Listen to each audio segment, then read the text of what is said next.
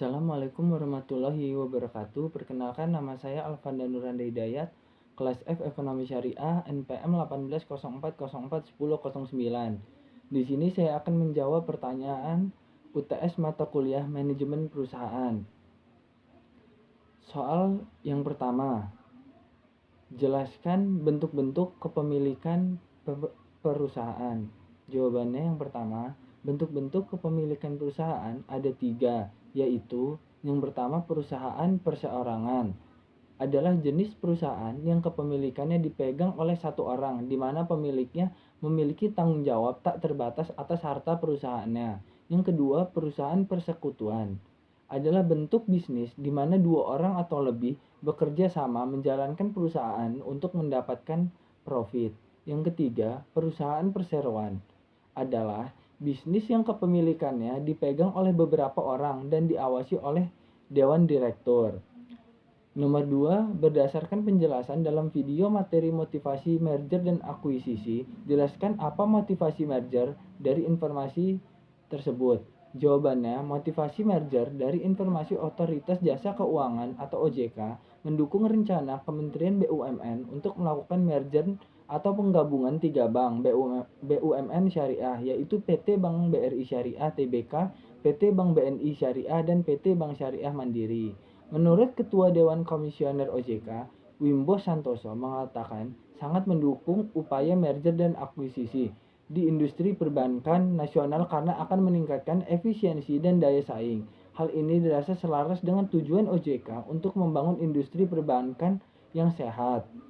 Apalagi saat ini peringkat Indonesia sudah berada di posisi 4 besar dalam pengembangan industri keuangan syariah berdasarkan Islamic Finance Development Indicator. Menteri Badan Usaha Milik Negara BUMN Erick Thohir telah melakukan penandatanganan Conditional Merger Agreement atau CMA untuk melakukan merger 3 bank syariah milik BUMN. Dengan penduduk mayoritas muslim, Erick menilai potensi perbankan syariah masih sangat besar, sekaligus memberikan opsi bagi masyarakat atau dunia usaha lebih nyaman menggunakan sistem perbankan syariah. Menurut Erick, strategi tersebut secara jangka panjang juga akan mendorong Indonesia menjadi salah satu pusat keuangan syariah dunia. Menurut perhitungan dari OJK, merger 3 bank syariah itu akan menghasilkan satu entitas bank syariah dengan total aset senilai 207 triliun dan proses lahirnya bank syariah milik Indonesia akan menjadi bank syariah terbesar di tanah air, siap bersaing dengan bank konvensional dan masuk top 10 bank syariah di dunia. Nomor 3, jelaskan pengertian etika bisnis dan tanggung jawab sosial. Jawabannya, etika bisnis adalah tindakan yang dilakukan dalam kegiatan bisnis dan tidak menyalahi aturan organisasi dan masyarakat. Dengan terjaganya hubungan baik antara perusahaan dan stakeholder melalui implementasi prinsip etika, potensi usaha untuk berkembang juga semakin terjamin. Pengertian tanggung jawab sosial adalah Corporate Social Responsibility (CSR) adalah suatu mekanisme sebuah perusahaan untuk secara sadar mengintegrasikan perhatiannya terhadap lingkungan sosial ke dalam operasi dan interaksi dengan stakeholder yang melampaui tanggung jawab sosial, khususnya di bidang hukum.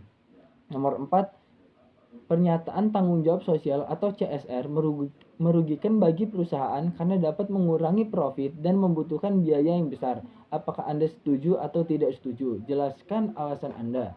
Jawaban saya, menurut saya tidak setuju, karena setiap bentuk perusahaan mempunyai tanggung jawab untuk mengembangkan lingkungan